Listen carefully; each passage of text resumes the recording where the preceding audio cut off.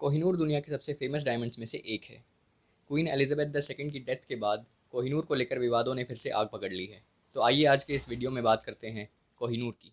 Is the Kohinoor, which I'm talking about the Kohinoor, 105.6 carat Kohinoor.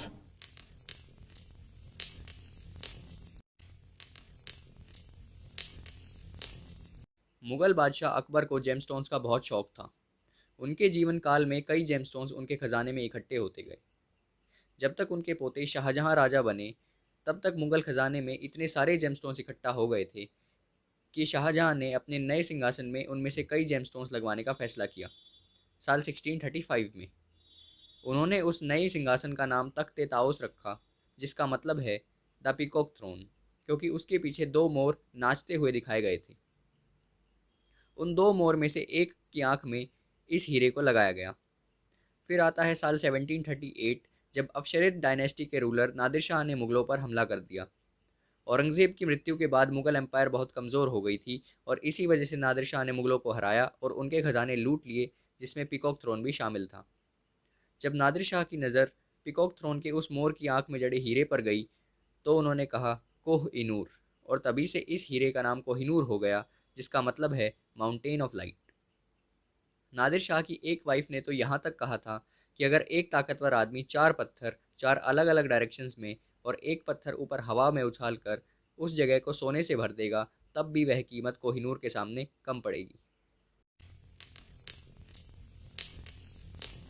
साल 1747 में नादिर शाह की death के बाद यह हीरा उनके पोते के पास आ गया, जिन्होंने इसे 1751 में पॉलिटिकल सपोर्ट के बदले अहमद शाह दुरानी को दे दिया। अहमद शाह दुरानी के बाद यह हीरा सूजा शाह दुरानी उनके पोते के पास आ गया। साल 1813 में रशियन इन्वेजन के डर से वे अफगानिस्तान से लाहौर महाराजा रंजीत सिंह की शरण में आ गए। रंजीत सिंह की हॉस्पिटैलिटी के बदले दुरानी ने यह हीरा रंजीत सिंह को दे दिया। जब रंजीत सिंह ने अपने सुनारों से इस हीरे की कीमत पूछी तो उन्होंने कहा कि इसकी कीमत नहीं लगाई जा सकती। इसी वजह से रंजीत सिंह को कोहिनूर के चोरी होने का डर सताने लगा। कोहिनूर को गोविंदगढ़ फोर्ट की हाई सिक्योरिटी फैसिलिटी में रखा जाता। इतना ही नहीं, कोहिनूर को एक जगह से दूसरी जगह ले जाने के लिए 40 ऊँटों की एक कॉन्वॉय का इस्तेमाल होता, जिसमें सारे ऊँट एक जैसे होते। सिर्फ मिस्र बेली राम, रंजीत सिंह के ट्रेजरर, को ही पता होता कि असली हीरा कौन से ऊँट पर रखा है। रंजीत सिंह की डेथ के बाद कोहिनूर को साल 1843 में उनके बेटे दलीप सिंह को दे दिया गया, जो तब सिर्फ 5 साल के थे। साल 1849 में सेकेंड एंग्लो सिख वॉर के बाद 11 साल के दलीप सिंह और लॉर्ड डलहौसी के बीच treaty of Lahore sign.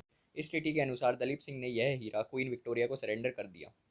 Dalip Singh को उनकी मां रानी जिंद कौर से अलग कर दिया गया और साल 1854 में उन्हें इंग्लैंड भेज दिया गया। इंग्लैंड में कोहिनूर को कई एग्जीबिशंस में प्रेजेंट किया जाता है। क्वीन विक्टोरिया की डेथ के बाद इसे क्राउन ज्वेल्स का पार्ट बनाया जाता है। इसे अलग अलग क्राउन्स में सेट करने के बाद आखिरकार इसे queen Elizabeth the queen mother, जो क्वीन एलिजाबेथ द सेकंड की मां थी, उनके क्राउन में लगाया गया। ये वही क्राउन है जिसे क्वीन एलिजाबेथ द सेकंड ने अपनी कोरोनेशन के समय पहना था साल 1953 में।